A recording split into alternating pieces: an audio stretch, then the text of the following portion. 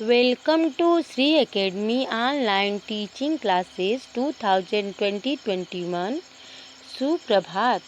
मैं नीलम त्रिपाठी आज एक नए अध्याय के साथ प्रस्तुत हूँ। वह अध्याय है पंडित रमाबाई।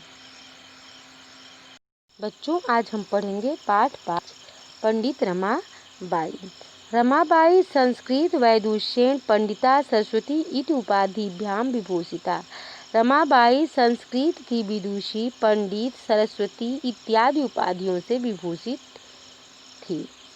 सा 1858 तमे ख्रीष्टाब्दे जने अलभत। वह 1858 ईस्वी में जन्म ली।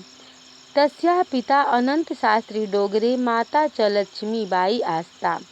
उनके पिता अनंत शास्त्री डोगरे और माता लक्ष्मीबाई थी। तस्मिन् काले स्त्री शिक्षाया स्थिति चिंतनीया आसीत्। उस समय स्त्री शिक्षा की स्थिति चिंतनीय थी। स्त्रीणां कृते संस्कृत शिक्षणं प्रायः प्रचलितं नासीत्। स्त्रियों का संस्कृत शिक्षा प्राप्त करना प्रचलित नहीं था। किंतु पंडितः अनंत शास्त्री डोंगरे रूढ़िबद्धा धारणां परित्यज्य स्वपत्नी संस्कृतम् अध्यापयत्। किंतु पंडित अनंत शास्त्री डोगरे रूढ़िबद्ध धारणा का परित्याग कर अपनी पत्नी को संस्कृत का अध्ययन कराया। एतद् अर्थम रमाया पिता समाजस् प्रतारणाम अभ्यसहत्। इस प्रकार से रमा के पिता सामाजिक प्रताड़ना को भी सहे। अनंतरम रमा अपि स्वमातुं संस्कृत शिक्षा प्राप्तवती। इसके बाद रमा भी अपने माता से संस्कृत की शिक्षा प्राप्त की। काल क्रमेण रमाया पिता विपन्नः संजाता। कुछ समय के पश्चात रमा के पिता की स्थिति खराब हो गई। तस्याः पितरौ ज्येष्ठा भगिनी च दुर्भिक्ष पीड़िता दिवंगता। उनके पिता की बड़ी बहन भूख से पीड़ित होकर मर गई। तदनन्तरं रमा स्वज्येष्ठा भ्राता स्वपदभ्यां समग्रे भारते भ्रमणं कुर्वती कोलकातां प्राप्ता। उस समय रमा अपने ज्येष्ठ बड़े भाई के साथ भारत का भ्रमण करके कोलकाता आई। तत्र सा ब्रह्म समाजेन प्रभाविता वेदाध्ययनम् अकरोत्। वह वहाँ ब्रह्म समाज से प्रभावित होकर वेद का अध्ययन की। तत्पश्चात सा बालिकानां स्त्रीणां च कृते संस्कृतस्य वेदशास्त्र आदिकस्य च शिक्षायै आंदोलनं प्रारब्धवती। इसके बाद वह बालिकाओं, स्त्रियों के लिए संस्कृत और वेदों की शिक्षा प्राप्त करने के लिए आंदोलन की। 1880 तमे ख्रीष्टाब्दे स विपिन बिहारी दासेन सह न्यायालयेन विवाहम् अकरोत्। वह 1880 में विपिन बिहारी के साथ न्यायालय में विवाह की। सार्धैक वर्षानन्तरं तस्याः पिता दिवंगतः। तदनन्तरं सा पुत्र्या मनोरमाया सह महाराष्ट्रं प्रत्यागच्छत्। कुछ समय के बाद पति के मृत्यु हो गई और वह अपने पुत्री मनोरमा को साथ में लेकर महाराष्ट्र लौट गई।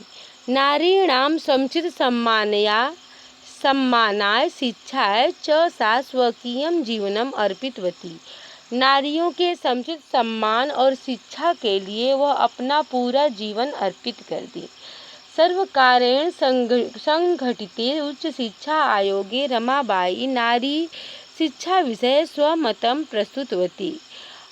अपने कार्यों के माध्यम से उच्च शिक्षा आयोग में रमाबाई नारी शिक्षा विषय पर अपना मत प्रस्तुत की।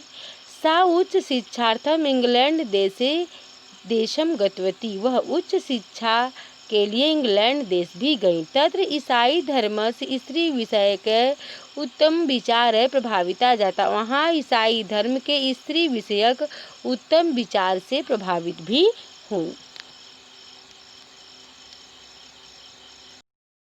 इंग्लैंड देशात् रमाबाई अमेरिका देशम् अगच्छत्। इंग्लैंड देश के बाद रमाबाई अमेरिका देश आई। तत्र सा भारतस्य विधवा स्त्रीणां सहायतार्थम अर्थसंचयम् अकरोत्। वहाँ वह भारत की विधवा स्त्रियों की सहायता के लिए धन संचित की।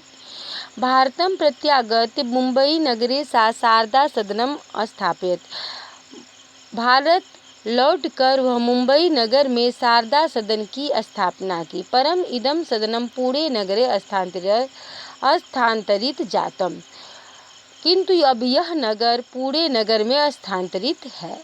अस्मिन् आश्रमे निसहाया स्त्रियः निवसन्ति स्म। इस आश्रम में निसहाय स्त्रियां रहती हैं। तत्र स्त्रियः मुद्रणटङ्कणं काष्ठकलादीनां प्रशिक्षणमपि लभन्ते स्म। यहाँ पर स्त्रियों को मुद्राटंकन, काठ की कलाकारियों आदि से प्रशिक्षित भी किया जाता है या वह प्रशिक्षित होती है। तदनन्तरं पुणे नगरस्य समीपे केडगांव नाम्नि स्थाने मुक्ति मिशन नाम संस्थानं तया स्थापिता। इसके उपरांत वह पुणे नगर के समीप केडगांव नामक स्थान पर मुक्ति मिशन नाम की संस्था को भी स्थापित की। अत्र अधुना अपि निराश्रिता स्त्रियः ससम्मानं जीवनं यापयन्ति। यहाँ पर अब भी निराश्रित स्त्रियां ससम्मान जीवन यापन करती हैं। 1922 तमे ख्रीष्टाब्दे रमाबाई महोदयायाः निधनम् अभवत्। 1922 ईस्वी में रमाबाई का निधन हुआ।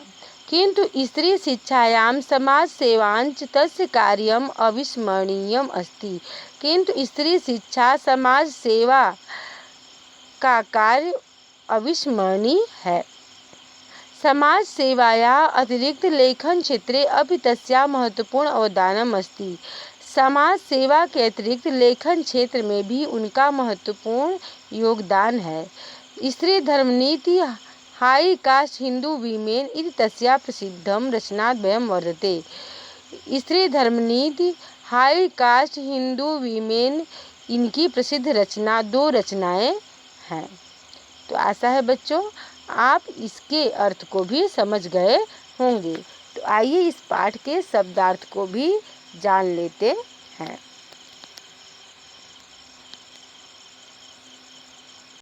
वैदुष्येण का अर्थ है विद्वता के कारण।